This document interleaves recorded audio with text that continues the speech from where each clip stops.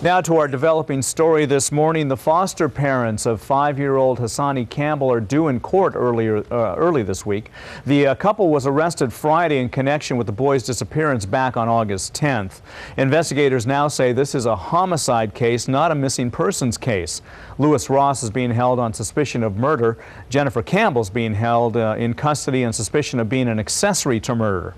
KRON 4's Jeff Pierce talked to community members who stood by the couple during the initial search for the boy. Those who came forward to help in the search for Hassani Campbell in the weeks since his reported disappearance were stunned at the news of Friday's arrest of his step-parents. Shatra Darke used her print shop to donate the hundreds of flyers. I've been all doing this effort for finding that little boy, and now I heard these things. I'm shocked. Bishop Bob Jackson, with the help of other pastors, raised thousands of dollars. We had been praying for his safe return, and we just knew someone knew about it and had him somewhere. And this is just really heartbreaking, just heart-wrenching to hear this news. For many, it was a sense of betrayal from Hassani's stepfather, Lewis Ross. He was very convincing, about little Hassani, and the fact that he left him and he wasn't there. I mean, we were just all knowing that someone had taken this little boy. But those who took action in the search take solace in their motivation. Antonio Unabo, whose car wash raised nearly $700, says the money will still go where he intended it. Like I said in the beginning, and like I'm saying now, it was all for the little boy on my behalf. Sherry Miller continues to organize search efforts, no matter what that may lead to. The arrest should not be a factor in people searching for him. We still need to bring Hassani home.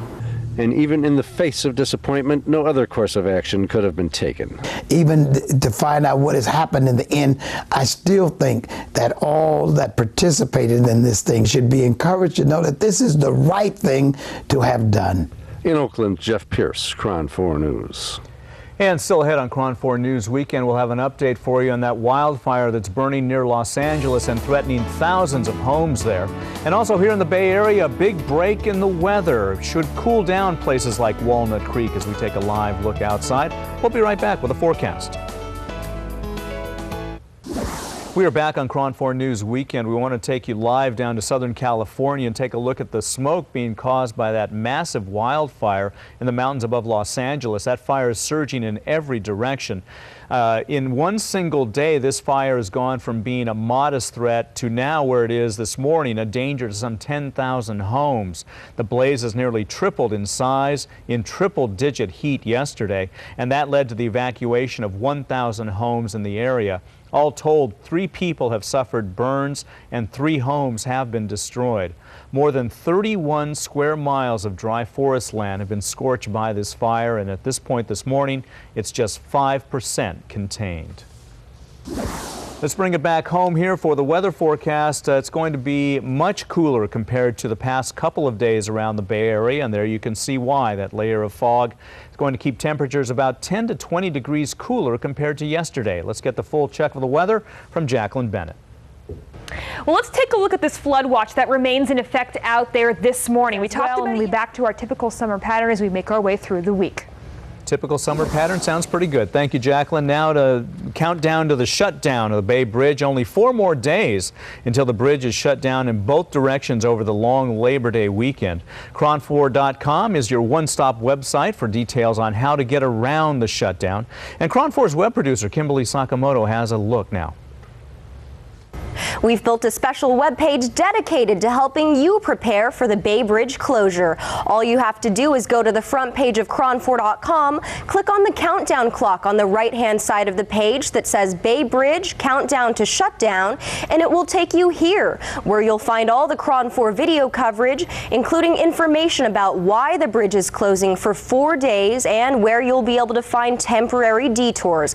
Also, check out our links on the right, including one to the Metropolitan Metropolitan Transportation Commission's page about the Bay Bridge project, as well as to various public transportation agencies throughout the Bay Area that are preparing to help you find a way to get around during the closure. And as always, we're taking your comments on the bridge shutdown. Let us know how you're planning on getting from one side of the bay to the other, and if this closure is affecting your holiday plans. So visit KRON4.com to start planning your way around the bay this Labor Day weekend. I'm Kimberly Sakamoto, KRON 4 News. All right, 9:19 this Sunday morning. Let's go ahead and move on over to Henry. Move on over to Henry. I'm going to quote a great philosopher, Mark Twain. He once wrote, "I've been through some terrible things in my life, some of which actually happened." That's right, folks. Many of the things we worry about aren't things that actually ever occurred. We're going to meet an expert who's going to help us understand why we go nuts and why we don't have to. Coming up on KRON 4 News Weekend. The Bay Bridge countdown to shutdown. Prepare for it with KRON 4 News. More detailed information in every newscast. Resources at KRON4.com. Big coverage of the big story. Stay informed. Stay with KRON 4, the Bay Area's news station. Start your day off big. With the biggest block of news in the Bay Area. We get you ready with 7 hours of news and information. The KRON 4 Morning News, weekdays starting at 4.